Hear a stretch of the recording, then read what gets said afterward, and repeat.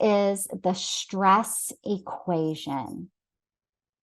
I like this equation because it breaks it down really simple and makes me understand a whole lot of things and makes me feel a whole lot of control, which keeps me out of trauma and keeps those stressful moments of being like, oh, this is a stressful moment that I can adjust to, and I can recognize that we don't have to dig into this. We don't have to stay into it. You know, we don't have to let it turn into something that completely traumatizes ourselves.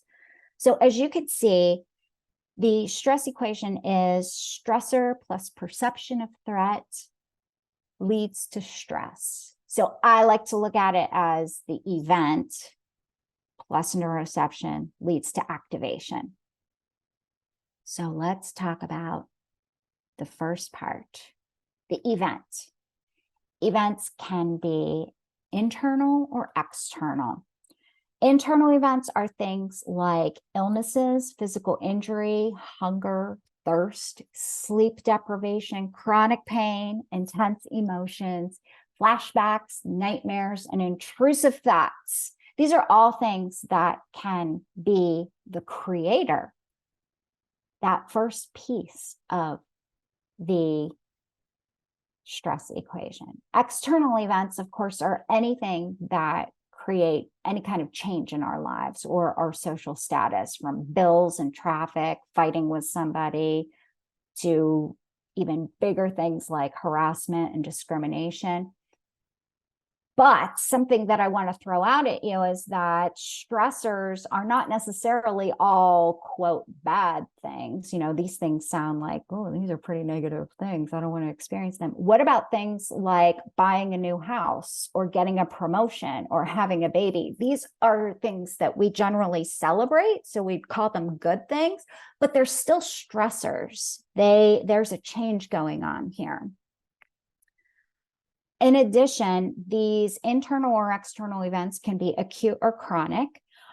Most of the major stressors that are acute, that happen during really short periods of time, are things like surgery or natural disaster, job interviews, moments of discrimination and harassment, or even the actual death of a loved one. Chronic events can affect us over an extended period of time. Financial concerns, job demands, relationship problems, you know, these things make a lot of sense. Also, long-term discrimination and harassment. So you can see that some of these events can be both acute and chronic, like even getting married and having a baby and changing jobs. There are acute moments of stress that go on there, but there are also chronic moments of adjusting to all of it and figuring out how life is going to change and how we are going to change with it. So on top of all of this, our stressors can be physical or psychological. And, you know, physical, that makes a whole lot of sense, right? There are things that affect the whole mind-body system. Their infection, assault, exertion during an athletic competition. You know, again, I want to show you that it's not necessarily things that our thinking brain judges as negative. There are also things that our thinking brain judges as positive that cause stress in our life. They can also be psychological or symbolic events that occur in our thinking brain without creating any immediate physical danger for our body. So the best way that I help my clients recognize this is, and what this means is, when you're feeling anticipation, or you want to say to somebody, I just feel stressed, or I'm worried about something, that's that symbolic or psychological thing. And you know that this thing is happening if your brain is going to this place. What if this happens?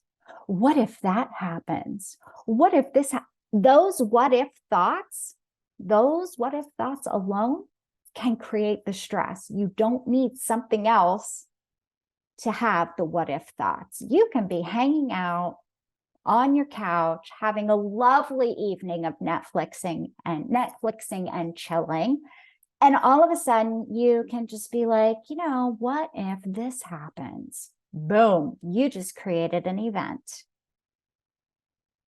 So let's think about our car accident that we were talking about earlier. So the car accident happened. We've got driver one who is happily roaring down the freeway 3 weeks later, very content. You know, in this guy's world, driving is a potential, but not necessarily external, acute physical event. Driver two, who is sitting at home and still avoiding getting in the car, driving has become that internal, symbolic, chronic, psychological event. Can you guys see the differences that are going on here? Does anybody have any questions?